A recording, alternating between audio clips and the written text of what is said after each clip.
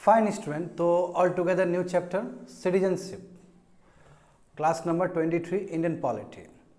तो इसमें हम लोग इस क्लास में, इस मॉड्यूल में, इस पीडीएफ में हम लोग जानने वाले हैं कि कॉन्स्टिट्यूशनल क्या क्या प्रोविजंस है सिटीजनशिप को लेकर, संविधान में क्या दिया गया है। क्योंकि हम जानते हैं कि सिटीजनशिप एक्ट 1955 भी है और उसी को अमेंड करके अभी रिसेंट टाइम में उसमें बहुत कुछ काम हुआ है। तो सिटीजनशिप जो चीज़ है ये संविधान में लिखा गया है। जहाँ तक सवाल है कौन से लिस्ट में, 7th शेड्यूल में देखोगे तो ये यूनियन लिस्ट के अंदर आता है, क्योंकि भारत में डुअल सिटीजनशिप पॉसिबल नहीं है। भारत में केवल एक ही सिटीजनशिप होगा, इंडियन, कोई स्टेट का सिटीजनशिप नहीं है यहाँ पे। तो इस क्लास में हम लोग समझने जा रहे हैं कि आखिर इंडियन कॉन्स्टिट्यूशन में क्या क्या सिटीजनशिप का कॉन्सेप्ट है, क्या क्या चीज़ दिया गया है। तो बच्चे लोग याद होना चाहिए, पार्ट वन में अभी तक हम लोग जो कवर किए हैं right from article 1 to 4, article 1 से लेकर आर्टिकल 4 तक, पार्ट 1 जिसको कहते हैं हम लोग union and it's territory, correct. Part 2 में देखेंगे राइट फ्रॉम आर्टिकल 5 to 11। फिर फंडामेंटल राइट्स जो होगा वो पार्ट 3 होगा और उसमें हम लोग देखेंगे राइट फ्रॉम आर्टिकल 12 से लेके और भी बहुत सारे आर्टिकल्स। क्योंकि 12 में क्या है, फंडामेंटल राइट्स में आर्टिकल 12 में क्या है कि डेफिनेशन ऑफ स्टेट, स्टेट के बारे में डिफाइन किया गया है। बात समझ गए ना। तो coming back to the citizenship, इसमें हम लोग कॉन्स्टिट्यूशनल प्रोविजन समझने जा रहे हैं इस क्लास में, क्लास नंबर 23 इंडियन पॉलिटी। देखो वेरी वेरी इंपॉर्टेंट बच्चे लोग, बहुत इंपॉर्टेंट है सिटीजनशिप का कॉन्सेप्ट, क्योंकि ये जो सिटीजनशिप का जो टॉपिक है अभी आसपास घूम ही रहा है करंट अफेयर्स में, इसलिए भी बहुत इंपॉर्टेंट हो जाता है चीज़। तो मीनिंग ऑफ सिटीजनशिप, तो सिटीजनशिप का मतलब क्या है, नागरिकता का मतलब क्या है, नागरिक का मतलब क्या होता है, नागरिकता का मतलब क्या होता है। देखो ओल्ड टाइम में ना सब्जेक्ट का कॉन्सेप्ट हुआ करता था, प्रजा का। तो प्रजा क्या है कि जो राजा बोल दिया वो प्रजा को फॉलो करना है। बट सिटीजनशिप का कॉन्सेप्ट ये नहीं है।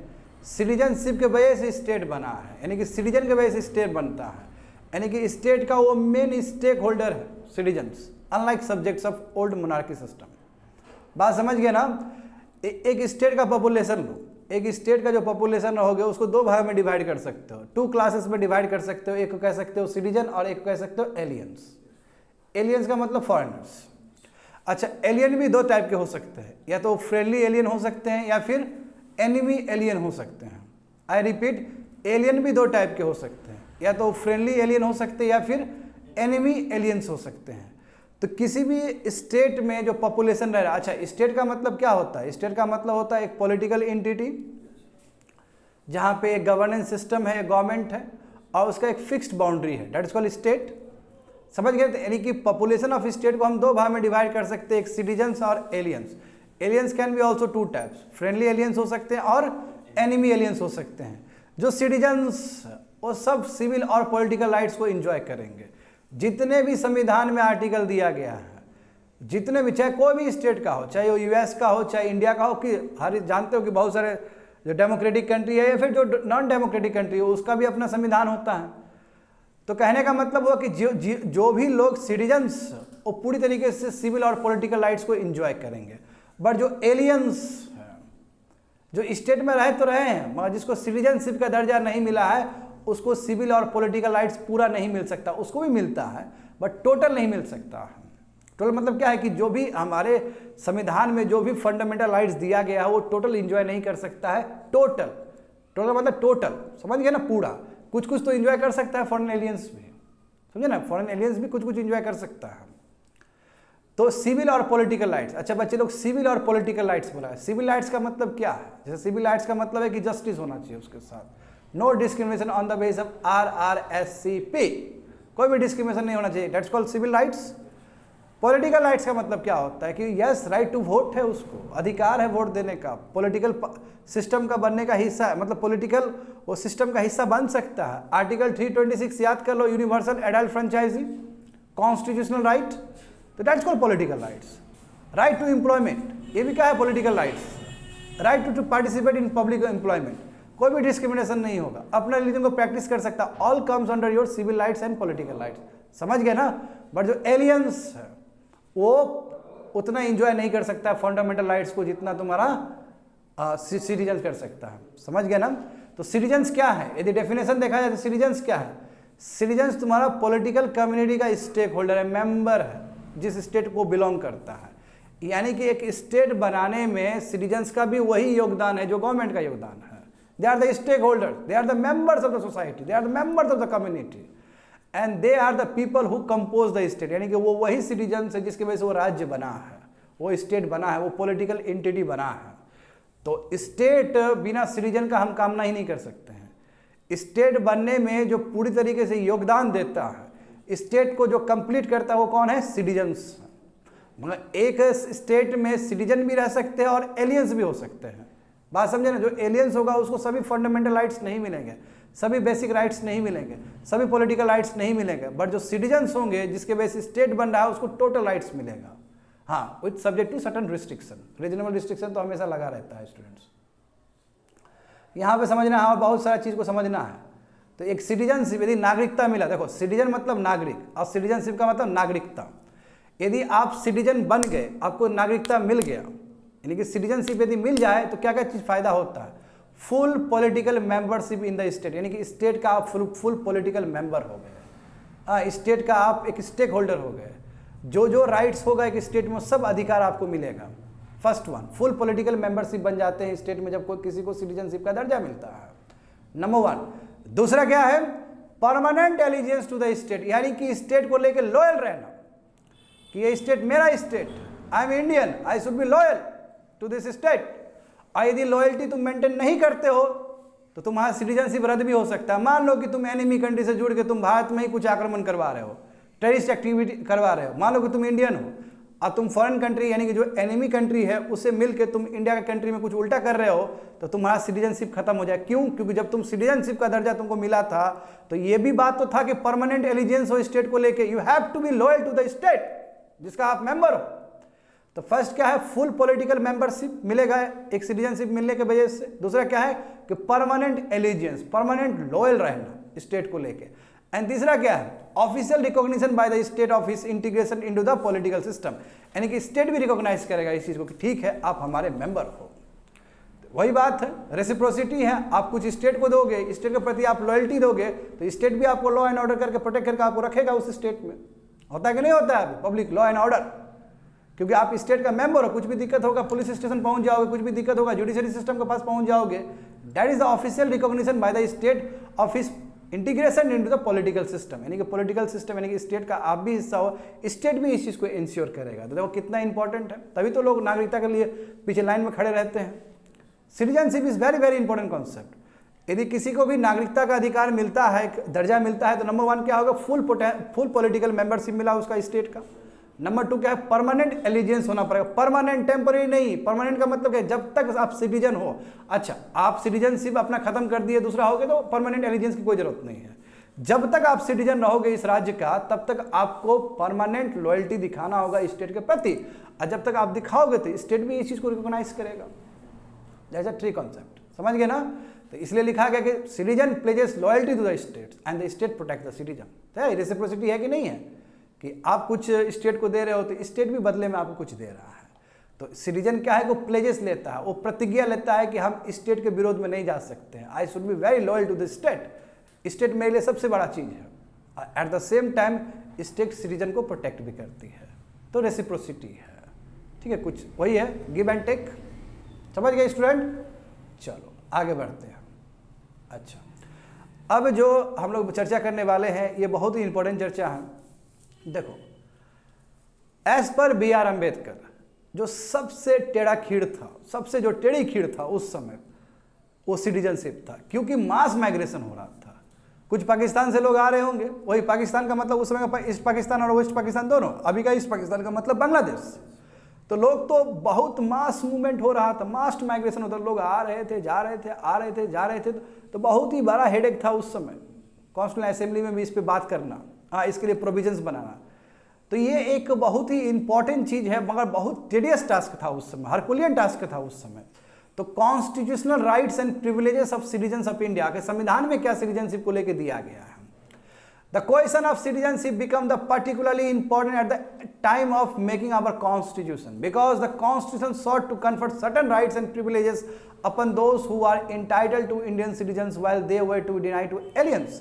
कहने का मतलब क्या है, ये जो सवाल है सिटीजनशिप का, ये बहुत ही इंपॉर्टेंट सवाल था जब संविधान हमारा बन रहा था, जब कॉन्स्टिट्यूशन असेंबली में डिबेट हो रहे थे विद्यार्थी लोग, क्योंकि जब भारत का नागरिकता मिलेगा तो जाहिर सी बात है कुछ प्रिविलेज मिलेगा उसका, कुछ सिविल राइट्स मिलेगा, कुछ पॉलिटिकल राइट्स मिलेगा, कुछ फंडामेंटल राइट्स मिलेगा, बट जो लोग एलियंस उसको तो नहीं मिलेगा इतना राइट जितना सिटीजन्स को मिलेगा। तो इसलिए कितना इंपॉर्टेंट है इस चीज़ को दिखाना, इस चीज़ को लिखना संविधान में, क्योंकि जो भारत का नागरिक है, जिसके वजह से भारत बना है, एज ए स्टेट बना है, तो उस नागरिक को अधिकार तो देना पड़ेगा, उसको सिविल राइट्स तो देना पड़ेगा, उसको पॉलिटिकल राइट्स तो देना पड़ेगा, ठीक से बात समझ गए ना। बट जो एलियंस जो लॉयल्टी प्लेज नहीं किया है स्टेट को लेके, तो उसको क्यों देना पड़ेगा सब राइट्स। तो इसके लिए ब्रॉडर वे में लिखना पड़ेगा ना संविधान में, the latter were even placed under certain disability, यानी कि जो एलियंस लोग हैं, समझे, जो फॉरेन लोग हैं, तो उसके लिए डिसेबिलिटी भी, यानी कि बहुत सारी चीज़ उसको नहीं मिलने जा रहा है। वो वाइस प्रेसिडेंट नहीं बन सकता है भारत का, वो भारत का प्रेसिडेंट नहीं बन सकता है। एलियन जो होगा बाहर से आदमी यहाँ पे आकर रहेगा, क्या वो वाइस प्रेसिडेंट बन सकता है, क्या वो एमएलए बन सकता है, क्या एमपी बन सकता है, कभी नहीं बन सकता है। एमपी और एमएलए बनने के लिए जरूरी है, फर्स्ट जो कंडीशन है कि you should be the citizen of this country, आपको इस कंट्री का सिटीजन बनना होगा। बात समझ गए ना। तो जो लेटर लिखा गया, लेटर का मतलब क्या हुआ विद्यार्थी लोग, एलियंस के लिए कहा जा रहा है। जो एलियंस है वर even placed under certain disability, यानी कि उसको बहुत सारा चीज नहीं मिलेगा, बहुत सारा चीज का अधिकार नहीं मिलेगा, दैट्स कॉल्ड डिसेबिलिटीज। जो सिटीजन्स को मिलेगा वो सबको नहीं, वो एलियंस को नहीं मिल सकता। अब यहाँ पे देखोगे बच्चे लोग, बहुत इंपॉर्टेंट स्लाइड्स है, इसको समझना होगा ठीक से। और सोर्सेस तो मैं पहले ही बता चुका हूँ, लक्ष्मीकांत पढ़ लो, सब समझ में आ जाएगा, एक एक चीज समझ में आ जाएगा। यहाँ पे देखो, Thus, citizens of India have the following rights under the Constitution which aliens shall not have। यानी कि जो भारत का जो नागरिक, जो भारत का नागरिकता लेके बैठा हुआ है, जो स्टेट का बहुत इंपॉर्टेंट स्टेक होल्डर्स, उसको ये सभी अधिकार मिलेगा संविधान के हिसाब से, और ये अधिकार एलियंस को नहीं मिल सकता है, फॉरेनर्स को नहीं मिल सकता है। बात समझे।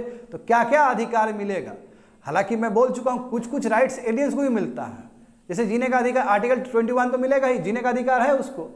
जैसे मान लो कोई फॉरेन कंट्री का आदमी यहाँ पे आके काम कर रहा है, तो आर्टिकल 21 उसके ऊपर लागू होता है, क्यों, जीने का अधिकार तो है ही उसको यहाँ पे। बट ऐसे बहुत सारे फंडामेंटल राइट्स होंगे जो केवल इंडियन सिटीजन को मिलेगा। एग्जाम्पल देख सकते हो, some of the fundamental rights belong to citizen alone, केवल सिटीजन को ही मिल सकता है, वो आर्टिकल 15 है, वो आर्टिकल 16 है। आर्टिकल 15 क्या है बच्चे लोग, आर्टिकल 15 क्या है बताओ तो इससे, no discrimination on the basis of RRSCP, कोई भी डिस्क्रिमिनेशन नहीं हो सकता RRSCP के बीच में, रेस है ना, रेस, रिलीजन है ना, कास्ट, सेक्स और तुम्हारा प्लेस ऑफ बर्थ, इसको लेकर कोई डिस्क्रिमिनेशन नहीं हो सकता। आर्टिकल 16 का क्या है, राइट टू एम्प्लॉयमेंट। आर्टिकल 19 क्या है तुम्हारा, freedom of speech and expression, बोलने का अधिकार, और बोलने का अधिकार में राइट टू प्रोफेशन सब चीज आ सकता है। हाँ, एट द सेम टाइम और लिख लोगे आर्टिकल 29 और आर्टिकल 30 भी, आर्टिकल लिख लो वहां पे क्लॉज करके, आर्टिकल 29 भी और आर्टिकल 30 भी तुम्हारा इंडियन सिटीजन को ही मिलता है। अच्छा, आर्टिकल 29 क्या है कि माइनॉरिटी को पूरा बचाने का अधिकार है, अपना लैंग्वेज, अपना कल्चर और भी अपना बहुत सारा डाइवर्सिटी है, आर्टिकल 29। आर्टिकल 30 क्या है कि माइनॉरिटी को पूरा अधिकार है कि वो किस तरह अपना एजुकेशनल इंस्टीट्यूशन को चलाना चाहता है। हाँ, बाद में सुप्रीम कोर्ट ने कहा कि माइनॉरिटी का मतलब केवल माइनॉरिटी नहीं है, वो मेजोरिटी भी हो सकता है, वो हिंदू धर्म भी हो सकता है, वो मुस्लिम धर्म भी हो सकता है, वो तुम्हारा चर्च भी हो सकता है, यानी कि क्रिश्चियनिटी भी हो सकता है। तो जो सिटीजन है, जिसको सिटीजन का मान्यता मिल गया, तो आर्टिकल 15 को एंजॉय कर सकता है, आर्टिकल 16 को एंजॉय कर सकता है, आर्टिकल 19 को एंजॉय कर सकता है, और आर्टिकल 29 को भी कलेक्टिवली एंजॉय कर सकता है, और आर्टिकल 30 को भी कलेक्टिवली एंजॉय कर सकता है। बात समझ में आ गया ना। दूसरा देखो, जो भारत के नागरिक हो गए उसी को इतना इंपॉर्टेंट पद मिल सकता है, प्रेसिडेंट बनने का उन्हीं को अधिकार होगा। जो भारत का नागरिक होगा वही प्रेसिडेंट बन सकता है इस कंट्री का, वाइस प्रेसिडेंट बन सकता है। पर्टिकुलर आर्टिकल दिया गया है जो कि आने वाले समय में पढ़ोगे। सुप्रीम कोर्ट का जज बनना है, हाई कोर्ट का जज बनना है, सुप्रीम कोर्ट का चीफ जस्टिस बनना है, हाई कोर्ट का चीफ जस्टिस बनना है, तो सबसे पहला जो कंडीशन होगा क्या होगा, सिटीजनशिप। अटॉर्नी जनरल बनना है, एडवोकेट जनरल बनना है। अटॉर्नी जनरल मतलब क्या, भारत सरकार का जो सबसे बड़ा लॉयर है, जो सुप्रीम कोर्ट और हाई कोर्ट में जो रिप्रेजेंट करता है, अटॉर्नी जनरल, ये भी एग्जीक्यूटिव के अंदर ही आते हैं। तो अटॉर्नी जनरल आर्टिकल 76 क्लॉज 2 वो भी बनना है तुमको, तो you have to be citizen of this country. Governor बनना है किसी भी राज्य का, तो उसके लिए भी आपको सिटीजनशिप फर्स्ट बनना होगा। एडवोकेट जनरल बनना है, यानी कि स्टेट का जो सबसे बड़ा लॉयर है, जो कि हायर कोर्ट में रिप्रेजेंट करेगा या सुप्रीम कोर्ट में रिप्रेजेंट करेगा, उसको क्या कहते हैं, एडवोकेट जनरल। तो कितना इंपॉर्टेंट पद है, सब तुम्हारा इंपॉर्टेंट कॉन्स्टिट्यूशनल पद है ना जी, ये बहुत इंपॉर्टेंट पद है ये। तो ये इंपॉर्टेंट पद पे जाने के लिए सबसे पहला जो कंडीशन होना चाहिए, क्या होना चाहिए? सिटीजनशिप ऑफ दिस कंट्री, यानी कि आपको नागरिक होना होगा, आपको नागरिकता मिलना होगा उसके लिए। दूसरा देखो, राइट ऑफ सफरेज, यानी कि इलेक्शन में पार्टिसिपेट करने का, चाहे तुम विधानसभा में पार्टिसिपेट करो, लेजिस्लेटिव असेंबली में पार्टिसिपेट करो, या फिर तुम लोकसभा के इलेक्शन में पार्टिसिपेट करो। आर्टिकल 326 यूनिवर्सल एडल्ट फ्रेंचाइजी, लिखते रहोगे ना बच्चे लोग, लिखते रहोगे, इसका फायदा होगा, लिखते रहो ये सब चीज।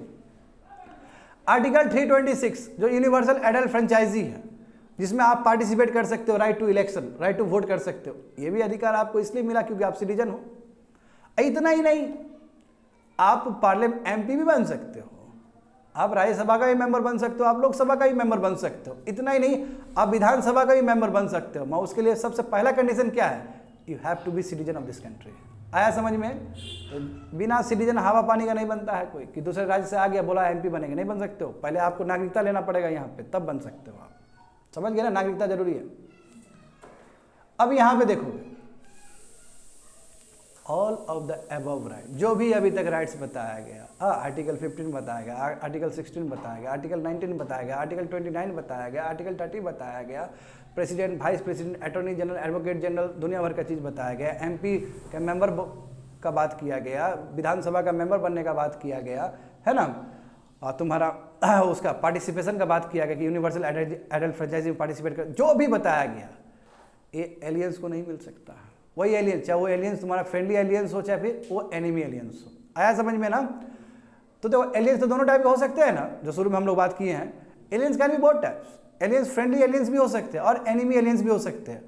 मगर जो एनिमी एलियंस है उसको और डिसेबिलिटी है, हालांकि दोनों को डिसेबिलिटी है, दोनों को बहुत कुछ नहीं मिल सकता, मगर जो एनिमी एलियंस है उसको और नहीं मिल सकता। तुम कहो सर एनिमी एलियंस का मतलब क्या होता है? एनिमी एलियंस का मतलब वो कंट्री जो कंट्री के साथ भारत का युद्ध चल रहा है, और वो वाला नागरिक, यानी कि वहां का नागरिक यदि भारत में रह रहा है तो उसको एनिमी एलियंस कहेंगे। क्या कहेंगे? एनिमी एलियंस कहेंगे, क्योंकि दोनों के बीच में वार हो रहा है, वार डिक्लेयर हो गया, चाहे एग्जीक्यूटिव ऑर्डर से डिक्लेयर हुआ हो या फिर वो तुम्हारा पार्लियामेंट के रास्ते से डिक्लेयर हुआ हो। बात समझ गए क्या बोल रहे हैं? देखो, but enemy aliens suffer from A special disability. तो एनिमी एलियंस को क्या प्रॉब्लम होता है? यानी कि एनिमी एलियंस, पहले डेफिनेशन समझ गए एनिमी एलियंस का मतलब क्या है?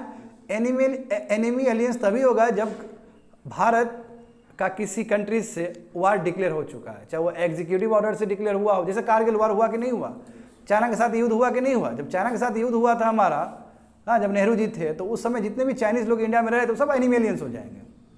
बात समझ गए ना? जैसे पाकिस्तान के साथ हमारा कारगिल युद्ध हुआ, जो पाकिस्तानी लोग यहाँ पे रह रहे होंगे और नागरिकता पाकिस्तान का होगा तो वो हमारे लिए एनिमी एलियंस हो गया। तो उस केस में देखो, बढ़िया समझो, यदि एनिमी एलियंस है तो वो एक स्पेशल डिसेबिलिटी होगा उसके ऊपर, यानी कि उसको प्रिविलेज नहीं मिलेगा। क्या चीज़ का प्रिविलेज नहीं मिलेगा? आर्टिकल 22 का प्रिविलेज नहीं मिलेगा। अब देखो, कहोगे सर आर्टिकल 22 कौन सा बड़ा बात है? आर्टिकल 2 बहुत ही इंपॉर्टेंट चीज़ है। ये फ्रेंडली एलियन को भी मिलता है, मगर ये एनिमी एलियन को नहीं मिलता। आर्टिकल 22 देखोगे बच्चे लोग, वही relating to arrest and detention, हाँ, इसी के अंदर तुम्हारा प्रिवेंटिव डिटेंशन भी आता है। यानी कि किसी को ऐसा नहीं, किसी को भी जेल में पकड़ के डाल सकते हो तुम, समझे ना? इसके अंदर आर्टिकल 22 का मतलब है it is related to your arrest and detention, यानी कि कैसे गिरफ्तार किया जाए और कैसे उसको जेल में डाला जाए, उससे संबंधित आर्टिकल 22 है। बढ़िया सुनना कान खोल के, इसमें 4 चीज़ प्रेजेंट है। आर्टिकल 22 में 4 सेफगार्ड्स है, यानी किसी को आपने अरेस्ट किया है बच्चे लोग, नॉर्मली जैसे मान लो कि हमारे भारत के जो सिटीजन्स हैं उसके ऊपर आर्टिकल 22 यूज़ करके उसको अरेस्ट किया गया तो उसको 4 सेफगार्ड मिलेगा। 4 सेफगार्ड क्या? कि राइट टू बी इन्फॉर्म, उसको पहले बताओ कि क्यों उसको अरेस्ट किया गया, किस ग्राउंड पे अरेस्ट किया गया। नंबर 1 क्लॉज, 4 सेफगार्ड है ना, तो पहला सेफगार्ड क्या? कि राइट टू बी इन्फॉर्म, उसको इन्फॉर्म करना होगा कि आपने क्यों उसको अरेस्ट किया, नंबर 1। दूसरा क्या? कि राइट टू लीगल रिप्रेजेंटेशन, उसको रिप्रेजेंटेशन भी देना होगा, यानी कि उसको एक वकील दिलवाना पड़ेगा, उसको एक एडवोकेट दिलवाना पड़ेगा ताकि वो भी केस लड़ सके। आया समझ में? फर्स्ट क्या है? राइट टू बी इन्फॉर्म, किस आधार पे उसको गिरफ्तार किया गया। दूसरा क्या है? कि उसको आपको लीगल एक्सपर्ट देना पड़ेगा ताकि वो केस उसका लड़ा जा सके कोर्ट में। बात समझ गए? सरकारी वकील लड़ते हैं ना केस। तीसरा क्या हो गया? देखो, तीसरा क्या है कि डिस्ट्रिक्ट मजिस्ट्रेट के पास में उसको तुम 24 घंटा के अंदर ले जाओगे, हाँ, एक्सक्लूडिंग जर्नी टाइम। मान लो कि बहुत दूर बैठा हुआ है तो वो जर्नी टाइम को काट के तुमको 24 घंटा के अंदर तुमको डीएम के सामने प्रस्तुत करना है जिसको तुम पकड़े हो। और चौथा क्या है कि 24 घंटा के ऊपर नहीं हो सकता है, यानी कि 24 घंटा से ज़्यादा तुम उसको डिटेन करके नहीं रख सकते हो। बात समझ गए? ये 4 क्लॉज है। सेफ्टी मेजर्स दिया गया आर्टिकल 22, अन्यथा आर्टिकल 22 को गलत तरीके से स्टेट यूज करके रख सकती है ना जेल में, इसलिए सेफ गार्ड दिया गया नागरिक को। अच्छा, ये जो 4 सेफ गार्ड दिया गया ये प्रेजेंट नहीं है एनिमी एलियंस के लिए, यानी कि जब एनिमी एलियंस को पकड़ा जाएगा तो ये 4 सेफ गार्ड नहीं मिल सकता उसको, मगर वो एलियंस एनिमी एलियंस होना चाहिए। वो क्या होना चाहिए? एनिमी एलियंस होना चाहिए। बात समझ में आ रहा है क्या बोल रहे हैं? तो आर्टिकल 2 जो कि आर्टिकल 22 जो कि इतना इंपॉर्टेंट आर्टिकल है भारत में, है ना, अरेस्ट और डिटेंशन से रिलेटेड, जिसमें 4 सेफ गार्ड दिया गया, वो सेफ गार्ड एक भी सेफ गार्ड नहीं मिलेगा यदि एनिमी एलियंस हो। बात समझ गए ना? अच्छा, नीचे लिखा गया देखो बच्चों, कितना अच्छे से डिफाइन किया गया है कि एनिमी एलियंस का मतलब क्या है। An alien's enemy includes not only subject of state at war with India but also Indian citizens who voluntarily reside in or trade with such a state। अब देखो क्या बोला गया, एनिमी एलियंस तो वो है जिसके साथ हमारा युद्ध छिड़ गया, डिक्लेयर हो गया, तो वो जितने भी लोग सब्जेक्ट्स जो वहाँ के सिटीजन, जो जैसे मान लो पाकिस्तान के साथ हमारा युद्ध छिड़ गया, तो पाकिस्तान के जो लोग यहाँ पे रह रहे हैं वो एनिमी एलियंस हो गया। इतना ही नहीं, दूसरा भी एक क्लॉज है कि इंडियन सिटीजन भी हो सकता है, हु वॉलेंट्री, यानी कि जो वो भी शामिल है ये सब चीज़ करवाने में।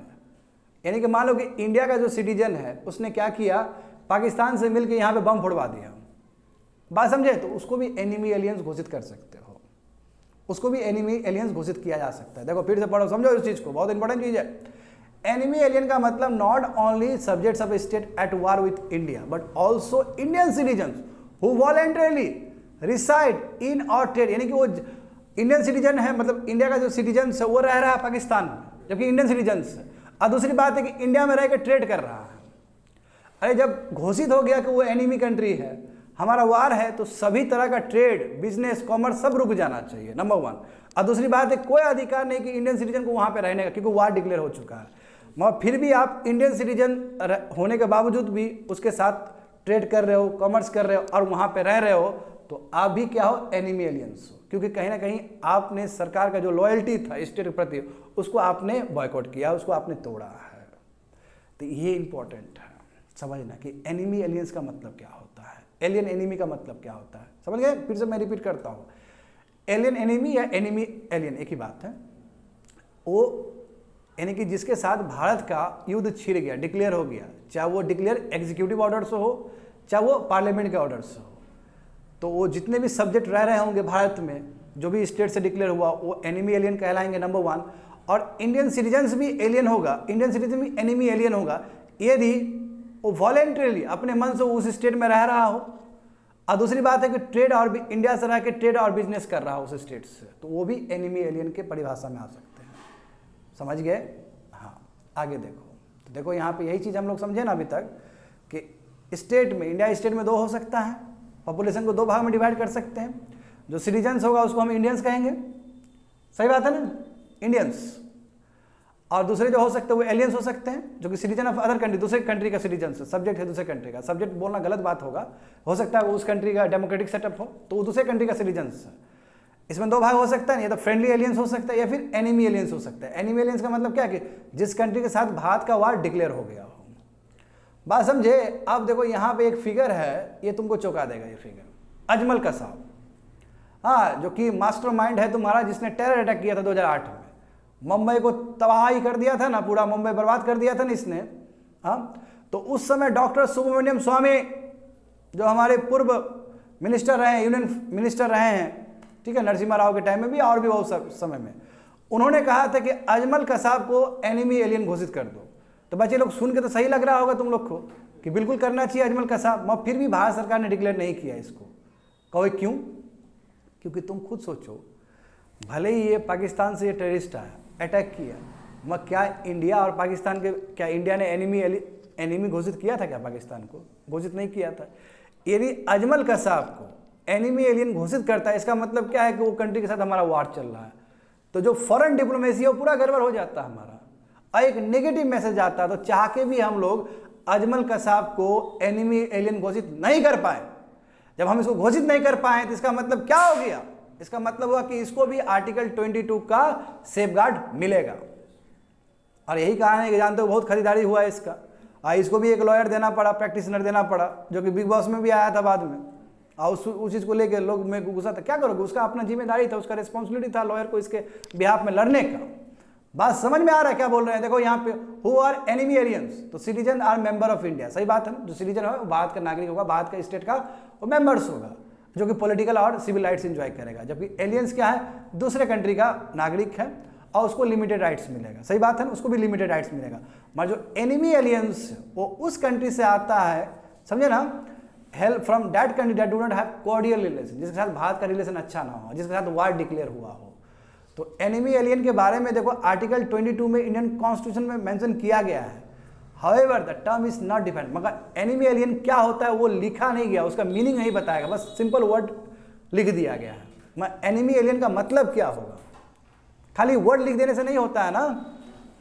एनिमी एलियन का मतलब क्या है, हु इज एनिमी एलियन, उसके बारे में लिखा नहीं गया, बट टर्मिनोलॉजी प्रेजेंट है, समझ गए ना, आर्टिकल 22 में लिखा गया है ये।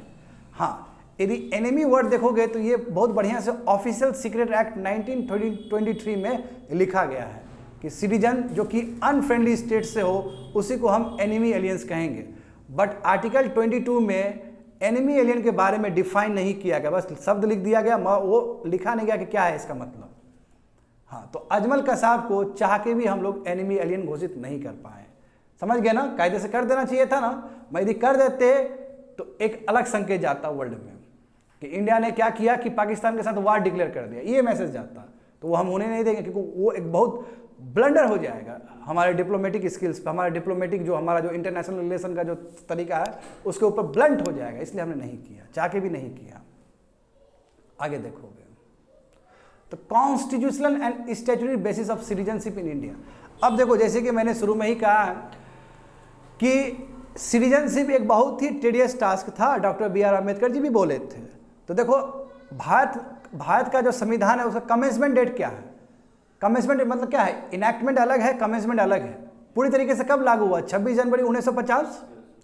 तो देखो 26 जनवरी 1950 से पहले जितना भी नागरिकता का इशू है वो संविधान में स्वयं दिया गया है। 26 जनवरी कमेंसमेंट जो डेट है संविधान का, कमेंसमेंट डेट कब है संविधान का, 26 जनवरी 1950। उससे पहले जो भी सिटीजनशिप का इशूज है वो संविधान का आर्टिकल देख लेगा, यानी खुद संविधान देख लेगा। मगर 26 जनवरी 1950 के बाद जो भी सिटीजनशिप का इश्यूज आएगा उसके लिए पार्लियामेंट एम्पावर्ड होगा, पार्लियामेंट लॉ बना सकता है उसके लिए। दो अलग चीज़ हो गया ना। तो यानी कि कहने का मतलब सिटीजनशिप एक इतना अनोखा चीज़ है कि इसके बारे में संविधान में भी दिया गया है और साथ साथ पार्लियामेंट लॉ भी बना सकती है इसके लिए। बात समझ में आया क्या बोल रहे हैं? देखो यहाँ पे समझो, The Constitution, however, did not intend to lay down a permanent or a comprehensive law relating to citizenship in India. क्योंकि जानते हो उस समय मामला क्या था, मामला बहुत ही ज़्यादा पेचीदा था, तो इसलिए हमारे संविधान में टोटल कॉम्प्रिहेंसिव प्रोविजन नहीं दिया गया है। केवल आर्टिकल 8 से लेके आर्टिकल 5 से लेके 11 तक दिया गया है विद्यार्थी लोग। ये कॉम्प्रिहेंसिव नहीं है, क्योंकि सिटीजनशिप वाला चीज़ आगे भी बहुत सारा चेंज होगा। तो इसलिए पार्लियामेंट को यह अधिकार दिया गया कि पार्लियामेंट क्या कि 26 जनवरी 1950 के बाद कोई भी सिटीजनशिप का इशू होगा तो पार्लियामेंट लॉ बनाए उसके लिए। तो देखो वही चीज लिखा गया है, it simply describe the classes of person. हाँ, इसमें बोला कौन से लोग सिटीजन ऑफ इंडिया हो सकते, भारत का नागरिक हो सकते at the date of commencement of the constitution. समझे? At the date of commencement of the constitution का मतलब क्या हुआ, 26 जनवरी 1950 तक, पहले से लेकर 1950 तक, 26 जनवरी 1950 तक कौन कौन से लोग सिटीजन हो सकते उसके बारे में मेंशन किया गया है। तो यानी कि आर्टिकल जो पढ़ने जा रहे हो तुम लोग, वो आर्टिकल में तुमको क्या दिखेगा बच्चे लोग कि 26 जनवरी 1950 से पहले तक जो लोग थे, कैसे वाले लोग सब इंडियन सिटीजन बन सकते हैं। And leave the entire law of citizenship to be regulated by some future law made by parliament. यानी कि 26 जनवरी 1950 के बाद जो भी सिटीजनशिप का इश्यूज होगा वो पार्लियामेंट अपना लॉ बना के देखेगी। और राइटली पार्लियामेंट ने किया है ये चीज़। तो पार्लियामेंट ने जो फर्स्ट लॉ बनाया है सिटीजनशिप एक्ट 1955। तो ये भी अच्छा, ये जो पावर है कि पार्लियामेंट बना सकता है, ये भी पावर संविधान से ही दिया गया है। आर्टिकल 11 में ये कैटेगरिकली लिखा गया है कि फ्यूचर कोर्स के लिए पार्लियामेंट डिसाइड कर सकता है सिटीजनशिप। तो वो भी दिया, तो संविधान ने ही दिया है वो अधिकार। यहाँ पे देखोगे, देखो in the exercise of this power, यानी कि जो आर्टिकल 11 में जो दिया गया है या फिर संविधान में जो दिया गया है उसके हिसाब से पार्लियामेंट ने अपना सिटीजनशिप एक्ट 1955 बना लिया। हाँ, दिस एक्ट देखो, इस एक्ट में पूरा है कि किस तरह तुमको नागरिकता मिल सकता है। ये तुम बाहर के आदमी हो, तुमको और एक्वेशन चाहिए, तुमको नागरिकता चाहिए। जैसे देखो बहुत सारे सिंगर लोग को मिला है ना भारत में, हाँ, अदनान सामी को भी मिला है रिसेंट टाइम्स में, 2-3 साल पहले की बात है। तो कैसे नागरिकता मिल सकता है और कैसे नागरिकता टर्मिनेट हो सकता है। अच्छा बच्चे लोग, बहुत इंटरेस्टिंग फैक्ट है यहाँ पे, नागरिकता टर्मिनेट होने का, ठीक है, एक्वेशन होने का, टर्मिनेट होने का प्रोविजंस ये संविधान में भी दिया गया, आर्टिकल में भी दिया गया, बट वो जो दिया गया है वो तुम्हारा 26 जनवरी 1950 तक के लिए ही है। उसके बाद एक्वेशन हो या टर्मिनेशन हो वो पूरी तरीके से इंडिया के पार्लियामेंट से होगा। बात समझे क्या बोल रहे हैं? This act makes elaborate provision for the acquisition and termination of the citizenship subsequent to the commencement of the constitution, यानी कि संविधान लागू होने के बाद 26 जनवरी 1950 के बाद यदि किसी को सिटीजनशिप का दर्जा देना है और किसी का सिटीजनशिप स्ट्रिप करना है, हटा देना है, उसको टर्मिनेट कर देना है सिटीजनशिप, तो वो अधिकार पूरा पार्लियामेंट को है। और पार्लियामेंट ने इसके लिए एक्ट भी बनाया जिसको कहते हैं सिटीजनशिप एक्ट 1955। उससे पहले, आई रिपीट, इसलिए मैं बार बार बोल रहा हूँ, इसलिए उससे पहले यदि मैं कहूँ कि सिटीजनशिप का बात होगा, यदि एक्वेशन का टर्मिनेट करने का है, उससे पहले का मतलब क्या, 26 जनवरी 1950 से पहले तक, तो वो खुद तुम्हारा संविधान करेगा। उसके लिए खुद संविधान में आर्टिकल दिया गया, चाहे वो एक्वेशन का बात हो फिर टर्मिनेशन का बात हो। आ रहा है समझ में? एक लाइन, एक जो डेट है वो सबसे इंपॉर्टेंट है, और डेट क्या है? Commencement of the constitution. Commencement of the constitution मतलब क्या है? 26 जनवरी 1950, जिस दिन हम लोग रिपब्लिक बने थे। आया समझ में ना? हाँ, एडॉप्ट तो हमने कर लिया 26 नवंबर 1950 को ही, वो एडॉप्शन है। इन्फोर्समेंट जो है यानी कि कमेंसमेंट है वो कब है? 26 जनवरी 1950। तो 26 जनवरी 1950 एक तरह से लाइन है, वाटर डिवाइड है, समझ गए? देखो, तो इसलिए यदि संविधान में देखोगे तो संविधान में कौन सा पार्ट में लिखा गया है अबाउट सिटीजनशिप? तो पार्ट 2। हाँ, इंटायर पार्ट तो उसमें नहीं होगा क्योंकि कुछ अधिकार तो आपने स्टेट को, कुछ अधिकार तो आपने पार्लियामेंट को भी दे दिया। तो वही लिखा गया, provision of this act are to be read with the provision of part 2 of the constitution in order to get a complete picture of law of Indian citizenship. तो तुमको भारत में नागरिकता कैसे मिलता है, भारत में नागरिकता कैसे जाता है, उसको टोटल समझना है तो तुमको पार्ट 2 तो समझना ही होगा, जो कि राइट फ्रॉम आर्टिकल 5 to 11 तक है। एट द सेम टाइम तुमको सिटीजनशिप एक्ट 1955 भी समझना होगा कंप्रिहेंसिव पिक्चर के लिए। तो पार्ट 2 को तुम इग्नोर नहीं कर सकते हो, कहने का मतलब ये है। मगर पार्ट 2 कब तक लागू होगा? आई रिपीट, कब तक लागू होगा? 26 जनवरी 1950 तक। हाँ, उसका एक लिमिटेशन कह सकते हो, एक लिमिटेशन है वो। तो in the view of the fact that the act of parliament only deals with the modes of equation and citizenship subsequent to the commencement of the constitution, it would be convenient to deal with them separately। हाँ, इसलिए देखो कितना सुंदर तरीके से कि 26 जनवरी 1950 के बाद कुछ भी एक्वेशन करना है सिटीजनशिप का और टर्मिनेशन करना है तो पार्लियामेंट करेगा, उससे पहले संविधान खुद करेगा। तो इसलिए पार्लियामेंट को दे दिया गया कि बात का जो चीज़ है आप करिए। तो मैं फिर से पढ़ता हूँ, समझो इस चीज़ को। In view of the fact that act of parliament only deals, देखो ना, एक्ट ऑफ पार्लियामेंट कब डील करेगा? तुम्हारा subsequent to the commencement of the constitution, 26 जनवरी 1950 के बाद ही कर सकता है वो, उससे पहले संविधान स्वयं करेगा। समझ गए ना? क्योंकि इससे कन्वीनियंट होगा कि सेपरेटली दो अलग चीज़ है। संविधान लागू होने से पहले का चीज़ अलग है और संविधान लागू होने के बाद का चीज़ अलग है। संविधान होने का लागू, जो संविधान लागू हो उसके बाद का विषय पार्लियामेंट देखेगा for that equation and termination of citizenship, but उससे पहले खुद स्वयं संविधान देखेगा। इसलिए पार्ट 2 इज इंपॉर्टेंट। पार्ट 2 और सिटीजनशिप एक्ट दोनों को लोगे तब कंप्रिहेंसिव तुमको समझ में आएगा कि सिटीजनशिप है क्या। बात समझ में आ रहा है ना? हाँ, तो यहाँ पे देखो बच्चे लोग शॉर्ट में, who are of citizen of this country at the time of commencement of the constitution. तो आर्टिकल 5 समझो, आर्टिकल 6 समझो, आर्टिकल 7 समझो और आर्टिकल 8 समझो। 5 देखो, पर्सन डोमिसाइल इन इंडिया। अच्छा, ये शॉर्ट फॉर्म में दिया गया, इसको डिटेल्स में बताएंगे अभी। यानी कि जो आदमी लोग रह रहा है भारत में बहुत दिनों से, ठीक है, जिसका परमानेंट एलिजियंस है, जो अपने फ्री विल से, डोमिसाइल का मतलब क्या है? जो फ्री विल से भारत में रह रहे हैं, कोई प्रेशर नहीं है, लॉयल्टी एक्सेप्ट करके रह रहे हैं। समझ गए ना? Domicile in India. अच्छा, पर्सन माइग्रेटेड फ्रॉम पाकिस्तान, जो लोग पाकिस्तान से आए हैं, जानते हो कि आज़ादी के बाद बहुत कुछ हुआ, मास माइग्रेशन, तो वो भी सिटीजन बन सकते। क्या कंडीशन होगा थोड़ी देर में समझेंगे। हाँ, पर्सन जो पाकिस्तान में गया फिर से लौट के आया इंडिया में एक टाइम में, तो उसको भी भारत का नागरिकता मिल सकता है। और 8 नंबर बहुत ही खास है, जो लोग इंडिया में नहीं रह रहे हैं, बाहर रह रहे हैं, इंडियन ओरिजिन है, जो बाहर रह रहे हैं, तो उसको भी सिटीजनशिप का दर्जा मिल सकता है। तो एक एक चीज को हम लोग डिटेल्स फॉर्म में देखने वाले हैं विद्यार्थी लोग। पहला देखते हैं आर्टिकल 5।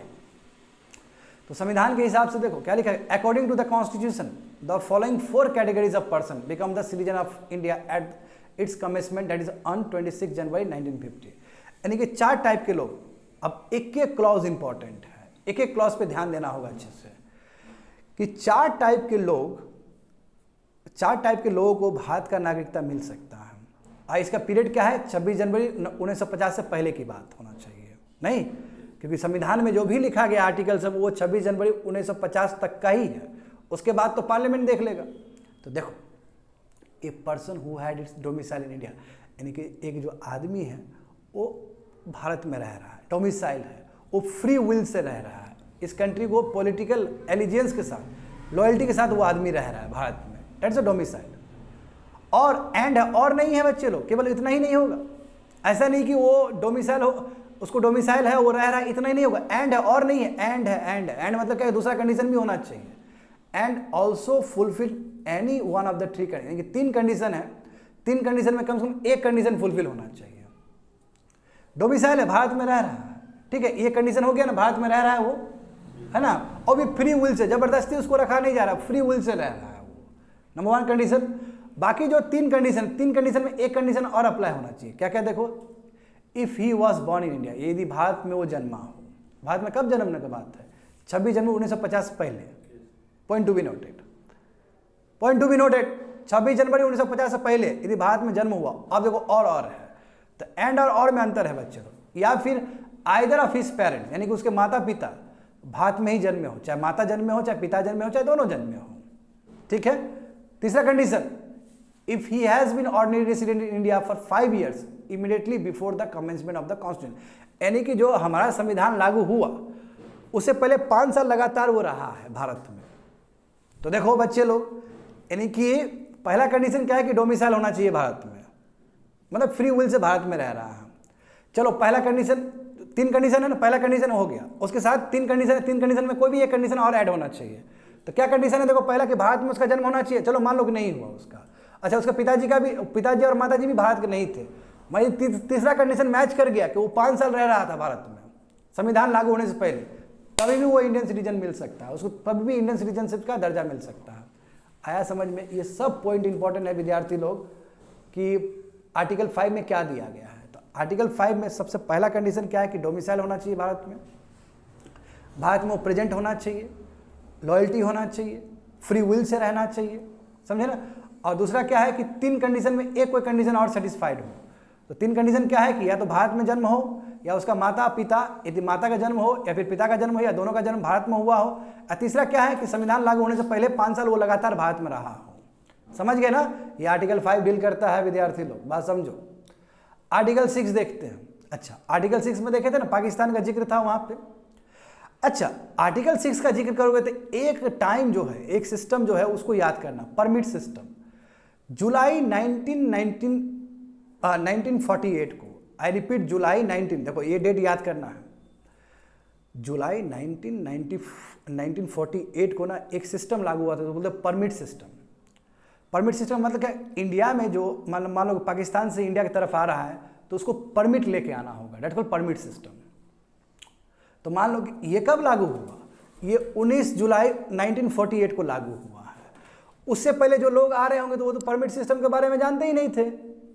बात समझ में आ रहा क्या बोल रहे हैं? मगर जो 19 जुलाई 1948 के बाद आ रहे होंगे और 26 जनवरी 1950 से पहले आ रहे होंगे तो परमिट सिस्टम तो था, तो उसको परमिट लेके आना होगा। तो इन्हें दोनों क्लॉज है यहाँ पे। देखो, a person who migrated to India from Pakistan, Pakistan से जो इंडिया की तरफ से आया है ना, कई लोग हो गए ना पाकिस्तान से जो इंडिया की तरफ आए। इफ ही और आइदर ऑफ हिज पेरेंट्स, यानी कि वो या उसके पेरेंट्स, कोई भी पेरेंट्स, उसका मदर या फादर, ठीक है, या फिर उनके ग्रैंड पेरेंट्स भी हो सकते हैं, ग्रैंड पेरेंट्स भी हो सकते हैं, यदि उनका जन्म अनडिवाइडेड इंडिया में होगा, अनडिवाइडेड इंडिया में हुआ होगा। क्या होता है अनडिवाइडेड इंडिया का मतलब? ये तो बहुत बड़ा क्लॉज है। What is the meaning of undivided India? Undivided India का मतलब है कि जो गवर्नमेंट ऑफ इंडिया एक्ट 1935 में जो इंडिया का जो बताया गया है वो अनडिवाइडेड इंडिया है, जहाँ पे सभी एक साथ थे, जहाँ पे इंडिया पाकिस्तान सब एक थे। और गवर्नमेंट ऑफ इंडिया एक्ट 1935 में जो इंडिया का कल्पना किया गया, जो इंडिया के बारे में बोला गया, वही अनडिवाइडेड इंडिया है। लिख लो वहाँ पे अनडिवाइडेड इंडिया का मतलब क्या है। गवर्नमेंट ऑफ इंडिया एक्ट 1935 का जो इंडिया है दैट्स कॉल्ड अनडिवाइडेड इंडिया। अब समझो बात को, इतना नहीं है बाबू, हलवा नहीं है ये क्लास, सिटीजनशिप है, बढ़िया समझो, ये कन्फ्यूजन होगा यहाँ पे, यूपीएससी कई बार सवाल पूछ चुके हैं यहाँ पे। तो फर्स्ट तो हम लोग समझ गए, आर्टिकल 5 समझ चुके हैं, आर्टिकल 6 को देखना है हमें। तो आर्टिकल 6 में ये लिखा गया कि यदि पाकिस्तान से माइग्रेट करके कोई भारत आया, हाँ ठीक है, उसको नागरिकता मिलेगा, प्रोवाइडेड वो भारत में जन्मा हो, या तो उसके पेरेंट्स कोई भी दोनों में से कोई एक जन्मा हो, या फिर उसके ग्रैंड पेरेंट जन्मे हो। ग्रैंड पेरेंट जन्मे हो कब? अनडिवाइडेड इंडिया में। अनडिवाइड ऐसा भी हो सकता है ना कि पाकिस्तान से माइग्रेट करके पता चला कि वो उधर साउथ अफ्रीका से लोग आ रहा है, हो सकता है वो कनाडा से आ रहा हो सकता है वो यूएसए से, ऐसा भी तो हो सकता है माइग्रेशन के टाइम में। तो उसके लिए जरूरी है कि ग्रैंड पेरेंट्स का कॉन्सेप्ट, कि grand parents must be from the undivided India, समझे। तो पहला condition, and also fulfilled any of the two condition, ये दो कंडीशन जो दिया गया है। एक कंडीशन तो ये हो गया कि या तो इंडियन सिटीजन, या तो वो भारत में जन्मा हो, या तो उसके दोनों पेरेंट्स कोई एक जन्मा हो, या फिर ग्रैंड पेरेंट्स भी अनडिवाइडेड इंडिया में जन्मा हो। अब देखो ये कंडीशन, अब दूसरा कंडीशन में क्या है कि 2 दिया गया, 2 में कोई एक कंडीशन होना चाहिए, एनी ऑफ द 2 कंडीशन। तो एनी ऑफ 2 कंडीशन क्या है? देखो, in case he migrated to India before July 1948 he had been originally resident in India since the date of his migration. यानी कि जुलाई, हो सकता है कि वो आदमी जुलाई 1948 से पहले आया हो और भारत में रह रहा हो, ठीक है, भारत में रह रहा हो, ठीक है, नंबर 1, क्योंकि परमिट सिस्टम आया था इस टाइम में। जुलाई 1948 जो है बहुत इंपॉर्टेंट डेट है, क्योंकि परमिट सिस्टम लागू किया गया था, तो उससे पहले आ रहा है और उस रह रहा है, यानी कि जुलाई 1948 से पहले आया, लोग आए पाकिस्तान से और रह रहे आराम से, तो उनको इंडियन सिटीजनशिप मिल जाएगा, समझे। हाँ, यदि ऐसा भी तो हो सकता है कि संविधान लागू हुआ 26 जनवरी 1950 को, और जो लोग आ रहे होंगे जुलाई 1948 को ही आए होंगे और उसके बाद भी आए होंगे, तो उसके लिए देखो, और in case he migrated to India on or after July 1948 he had been registered as the citizen of India by an officer appointed for the purpose by the government of India। कि government of India ने permit system लागू कर दिया था, जब permit system लागू कर दिया था तो ऑफिसर भी बैठा दिया था, तो ऑफिसर से जरूर रजिस्टर होना चाहिए कि अच्छा तुम अभी आए हो, तुम 19 जुलाई 1948 को आए हो या उसको बाद आए हो, तो परमिट सिस्टम से वो आएगा वो, और उसके लिए रिकॉग्निशन होना चाहिए तुम्हारा गवर्नमेंट ऑफिशियल्स का, जिसके लिए गवर्नमेंट ऑफ इंडिया ने अपॉइंट किया था। क्योंकि ये जो डेट है 19 जुलाई 1948 वो उतना ही इंपॉर्टेंट डेट है जितना तुम्हारा 26 जनवरी 1950 है, स्पेशली आर्टिकल 6 के लिए। आया समझ में? अच्छा, आओगे भारत में, मुंह उठा के बोलोगे कि हमको इंडियन सिटीजनशिप दो, नहीं मिलने वाला है। देखो उसके लिए क्या लिखा गया है कि but a person could be so register only, यानी कि जो रजिस्ट्रेशन होगा आपका, देखो आप आज रजिस्ट्रेशन किए कि चलो हम इंडियन सिटीजन बने, उसके लिए आपको 6 महीना रहना पड़ेगा भारत में, तब जाके आपको नागरिकता मिलेगा। यदि मान लो कि कोई जुलाई 1948 से पहले आया, या फिर 19 जुलाई 1948 के दिन आया या उसके बाद आया, यही तो कंडीशन हो सकता है, तो आपने रजिस्ट्रेशन आपको करना पड़ेगा। 6 महीना के बाद you will get the recognition of Indian citizenship, 6 महीना बाद मिलेगा। देखो क्या लिखा गया है नंबर 2 में, but a person could be so register only if he had been resident India for the 6 month presiding the date of his application for registration. जो रजिस्ट्रेशन का आप जो दिए थे कि हम इंडियन सिटीजनशिप बनना चाहते हैं, तो ऐसा नहीं कि तुरंत आप बन जाओगे, उसके लिए आपको 6 महीना रहना पड़ेगा। बात समझ गए? जैसे मान लो कि एक हाइपोथेटिकल डेट लेते हैं, मान लो कि मई 1948 को, चलो मई 1 तारीख लेते हैं, मई 1 तारीख 1948 को कोई नागरिक भारत में आया और पहला कंडीशन फुलफिल है, ये भी आया। उस समय परमिट सिस्टम नहीं था ना, तो वो क्या करेगा, रजिस्ट्रेशन करेगा, तो उसको उसी दिन नहीं मिलेगा, उसको 6 महीना बाद मिलेगा। सिमिलरली मान लो कि कोई आया तुम्हारा 1 अगस्त 1948 को आया, तो उसके लिए भी सेम ही प्रोसीजर है। और एक तो परमिट सिस्टम अप्लाई करके आएगा वो, जो गवर्नमेंट ऑफिशियल बैठा हुआ उसके लिए वहाँ पे, और वो जब नागरिकता देगा, एप्लीकेशन देगा, तो 6 महीना बाद उसको मिलेगा। तो इमीडिएटली मिलने वाला नहीं है दोनों केस में। बात समझ गए? 6 महीना बाद मिलेगा, क्योंकि 6 महीना तक उसको रहना पड़ेगा भारत में। तो but a person could be so register only if had been resident in India for 6 month presiding the date of his application for registration. यही आर्टिकल 6 में दिया गया है। आया? सरल भाषा में बोल दिया, स्टूडेंट समझने की कोशिश करो। आर्टिकल 7 देख रहे हो, आर्टिकल 6 और आर्टिकल 7 पाकिस्तान से जुड़ा हुआ चीज है। अच्छा, ऐसा भी तो हो सकता है मास माइग्रेशन हो रहा है, पाकिस्तान गया, इंडिया से पाकिस्तान गया, उसको रियलाइज हुआ कि बेकार पाकिस्तान आ गए, चलो फिर इंडिया आते हैं, ऐसा भी तो हो सकता है, और ऐसा भी बहुत बार हुआ है। तो देखो उसके लिए, देखो यहाँ पे समझो, उसके लिए a person who migrated to Pakistan from India, India से पाकिस्तान गया कब? आफ्टर मार्च 1, 1947, 1 मार्च 1940, यानी कि भारत आज़ाद नहीं हुआ। भारत आज़ाद कब होगा? 15 अगस्त 1947 को, सही बात है ना? मगर 1 मार्च 1947 के बाद यहाँ के लोग पाकिस्तान चले गए, जो कि बाद में पाकिस्तान बना। 14 अगस्त 1947 को पाकिस्तान बन गया ना, तो 1 मार्च के बाद माइग्रेट कर गया, but later return to India, मगर भारत में फिर आ गया। कब भारत में आ गया? डेट क्या है उसके लिए? 26 जनवरी 1950। लेट से मान के चलते हैं कि जुलाई में चला गया, एक मान के चलते 1 जुलाई 1947 को चला गया, और वो आया तुम्हारा इंडिया में लेट से सितंबर 1947 को आया, तो ये लागू हो जाएगा ना आर्टिकल 7 उसके ऊपर, फिर वो रिटर्न हुआ है। समझ गए ना? देखो इसलिए लिखा गया person who migrated to Pakistan from India after 1 March 1947 but later return to India for resettlement would become an Indian citizen, उसको मिल जाएगा सिटीजनशिप भारत का। ठीक है, फॉर दिस, मगर एक ही बार नहीं मिलेगा, वही सेम जो आर्टिकल 6 में था कि उसको इंडियन सिटीजनशिप पाना है तो पहले उसको रजिस्ट्रेशन भरना होगा, एप्लीकेशन भरना होगा। जैसे ही एप्लीकेशन भर दिया तो 6 महीना बाद उसको मिल जाएगा, यानी कि उसके लिए 6 महीना रहना पड़ेगा उसको, और तब उसके बाद उसको नागरिकता मिलेगा। तो देख रहे हो जो भी पार्टीशन का जो जुल्म जो हुआ था पार्टीशन का, हाँ, उसके ऊपर एक तरह से मरहम है ये, कि जो इंडियन के लोग वहाँ चले गए, फिर वहाँ से यहाँ उठ के आ रहे, या फिर लोग वहीं से यहाँ आ रहे, तो कैसे उन लोगों को इंडियन सिटीजनशिप दिया जाए। अब देखो the meaning of the migration mention in the article 7। अच्छा, आर्टिकल 7 में जो दिया गया है माइग्रेशन का मतलब क्या है? माइग्रेशन का मतलब कि before the commencement of the constitution, यानी कि 26 जनवरी 1950 से पहले का माइग्रेशन का बात किया गया है। माइग्रेशन का मतलब ये नहीं कोई भी डेट, क्योंकि जो भी भारत के संविधान में जो भी आर्टिकल है सिटीजनशिप को लेके, उसका जो लाइन है, उसका जो वाटर सेट जो लाइन है वो 26 जनवरी 1950 है। तो माइग्रेशन का मतलब संविधान लागू होने से पहले का माइग्रेशन, समझे ना? The person migrating from Pakistan to India after, देखो यदि मान लो कि इंडिया से निकल गया या पाकिस्तान से आया, या फिर पाकिस्तान से ही आ रहा है, लेट से ऐसा भी तो हो सकता है पाकिस्तान से आ रहा है, बट मान लो कि 26 जनवरी 1950 के बाद आ रहा है, तो उसके लिए क्या होगा? उसके लिए सिटीजनशिप एक्ट 1955 होगा। कोई दिक्कत बच्चे लोग समझ पा रहे हो ठीक से? हाँ, उसके लिए ये होगा। तो आर्टिकल 8 भी उतना ही इंपॉर्टेंट है ना। आर्टिकल क्या क्या समझे अभी तक? आर्टिकल 5 समझे, आर्टिकल 6 समझे, आर्टिकल 7 समझे। आर्टिकल जो 6 और 7 है दोनों पाकिस्तान से संबंधित है। आर्टिकल 8 देखते हैं। अच्छा, आर्टिकल 8 बहुत इंपॉर्टेंट है, क्योंकि आर्टिकल 8 का यूज अभी भी होता है। अच्छा, भारत के सिटीजन हैं, वह बाहर रह रहे हैं, तो उनको भी तो नागरिकता मिलना चाहिए।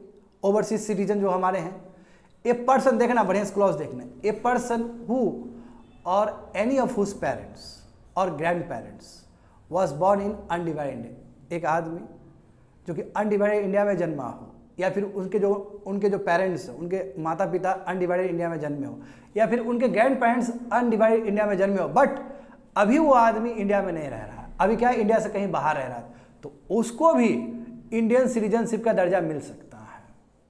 उसके लिए क्या करना पड़ेगा? उसको जो वहाँ पे काउंसलर है, हमारा एम्बेसी होता है ना वहाँ पे किसी भी देश, जैसे मान लो कि ये कंडीशन फुलफिल हुआ, एक आदमी कनाडा में रह रहा है, तो कनाडा में हमारा एम्बेसी होगा ना, यूएस में हमारा एम्बेसी होगा ना, वहाँ पे काउंसलर होगा ना, काउंसलर मतलब जो वहाँ पे डिप्लोमेटिक जो होंगे लोग सब, वहाँ जाके आपको करना पड़ेगा, रजिस्टर करना पड़ेगा, समझे ना?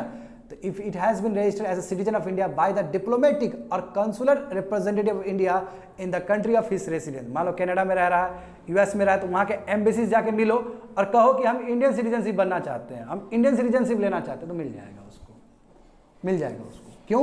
क्योंकि या तो वो इंडिया में ही जन्मा था, या फिर उनके जो पेरेंट्स थे, माता पिता कोई इंडिया में ही जन्मे थे, या फिर ग्रैंड पेरेंट्स अनडिवाइडेड इंडिया में ही जन्मे थे, तो उसको मिल सकता है, भले वो इंडिया में भी नहीं रह रहा हो, तो उसके लिए वहाँ का एम्बेसी में जाना पड़ेगा। भारत का जो एम्बेसी है अलग अलग कंट्री में, वहाँ पे जाके उससे बोलना पड़ेगा। हाँ, ये देखो कितना इंपॉर्टेंट है, इसमें वाटर डिवाइड नहीं है, यानी कि अभी भी चलता है, कहने का मतलब, यानी कि 26 जनवरी 1950 का लाइन था ना, इससे पहले देख रहे थे, इसमें लाइन नहीं है, बिफोर भी हो सकता है, आफ्टर भी हो सकता है। जाओ, यानी कि कोई आदमी यहाँ पे देखो बच्चे, यहाँ पे मान लो कोई फरवरी 1 तारीख 1950 को जन्मा हो, तो कमेंसमेंट ऑफ द कॉन्स्टिट्यूशन हो चुका है, वो भी इस प्रोसीजर से करवा सकता है। और कोई मान लो कि 1 जनवरी 1950 से जन्मा हो, 1 जनवरी 1950, क्योंकि कमेंसमेंट नहीं हो चुका, अभी नहीं हुआ कमेंसमेंट, तो वो भी इस प्रोसेस से कर सकता है। कहने का मतलब आर्टिकल 8 अभी भी वैलिड है, अभी वैलिड है। इसी तरीके से होता है process.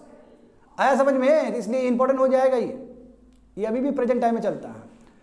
10 the provision covers the overseas, इसलिए ओवरसीज इंडियन जो कि बाहर रहना चाहते हैं, जो बाहर इंडियन सिटीजनशिप का जो दर्जा है स्टेटस उसके साथ जीना चाहते हैं, उसके लिए प्रोविजन आर्टिकल 8। तो यहां पे संविधान ने कितना बड़ा ब्रॉड विजन दिखाया है। और केवल ये चीज देखो, ये फिर पार्लियामेंट में नहीं दिया है, खुद अपने हाथ में रखा है कि ओवरसीज सिटीजनशिप हो सकता है चाहे बिफोर हो चाहे after the commencement of Indian citizen constitution हो, यानी कि 26 जनवरी 1950 के बाद भी बाहर जो लोग रह रहे हैं वो इंडियंस बन सकते हैं। ये विजन है, बहुत बड़ा विजन है। ये आर्टिकल 8 में दिया गया है, क्योंकि अभी भी लागू होगा इसके ऊपर, क्योंकि बाकी जो लागू होगा वो तो पहले का है।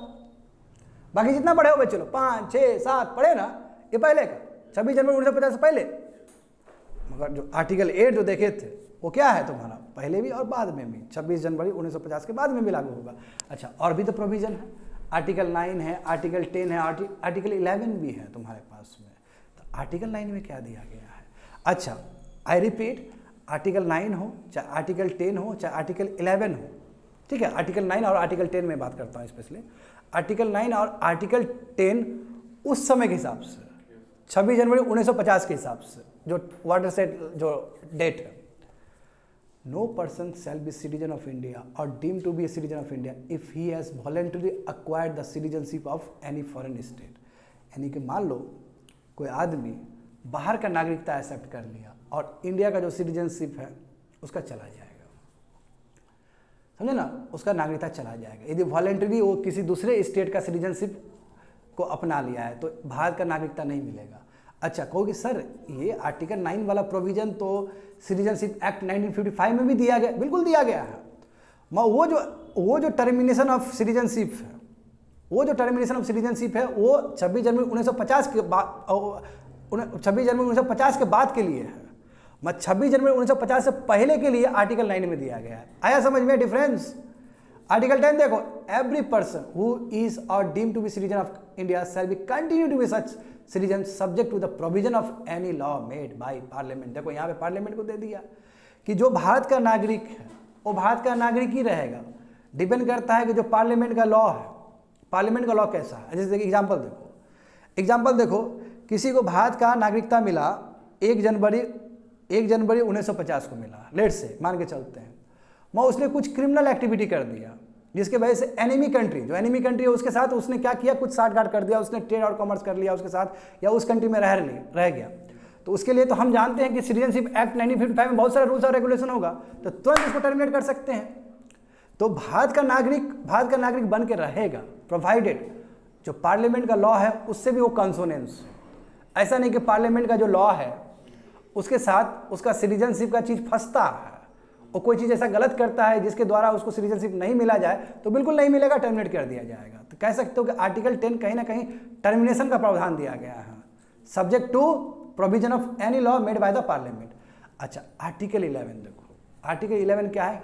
आर्टिकल 11 ही इंडियन कॉन्स्टिट्यूशन का वो आर्टिकल है जहाँ पे पार्लियामेंट को पूरा पावर दिया जा रहा है कि आप क्या कर सकते हो, एक्विजिशन और टर्मिनेशन ऑफ सिटीजनशिप के लिए आप एक लॉ ला सकते हो, और कोई भी सिटीजनशिप का इश्यूज है तो पार्लियामेंट कर सकता है, इस पे काम लॉ बना सकता है। तो फलस्वरूप पार्लियामेंट ने क्या किया, सिटीजनशिप एक्ट 1955 का गठन किया, बनाया वो, और अभी भी चल रहा है। समझ गए? तो देखो बच्चे लोग जो पढ़े हो अभी तक, number 5 persons domicile in India, first condition. दूसरा कंडीशन क्या है कि वो भारत में जन्मा होना चाहिए या उनके ग्रैंड पेरेंट्स उनके पेरेंट्स होना चाहिए, आइदर ऑफ पेरेंट्स। और तीसरा कंडीशन क्या था कि कम से कम 5 साल उसको रहना पड़ेगा भारत में, पता है ना आर्टिकल 5 को और ब्रॉड वे में। आर्टिकल 6 पाकिस्तान से माइग्रेटेड होना चाहिए, मैं उसके लिए एक इंपॉर्टेंट डेट जो था 19 जुलाई 1948 है ना, परमिट सिस्टम। हाँ, person migrated to Pakistan but later return, यानी कि मान लो कि मार्च के बाद आया हो, है ना, इंडिया में से, यानी कि इंडिया में आया, पहले गया हो फिर इंडिया में आ गया हो, तो उसके लिए मिल जाएगा। आर्टिकल 8 देखो ओवरसीज सिटीजन्स के लिए। आर्टिकल 9 देखो पर्सन जो वॉलंटरी इंडियन सिटीजनशिप को वो कर लेगा, यानी कि किसी दूसरे स्टेट का सिटीजनशिप एक्सेप्ट कर लिया तो इंडिया का सिटीजनशिप खत्म हो जाएगा उसका। आर्टिकल 10 में क्या कि एक जो सिटीजनशिप है, एक जो सिटीजन का वो कंटिन्यू रहेगा but subject to parliamentary law. सही बात है ना। आर्टिकल 10 और आर्टिकल 11 क्या है कि पार्लियामेंट पूरा सशक्त है कि वो लॉ बना सकता है सिटीजनशिप को लेकर, चाहे एक्विजिशन हो, टर्मिनेशन हो, या कोई भी और भी चीज़ हो सकता है इसके अंदर। That's it, completed. आया समझ में?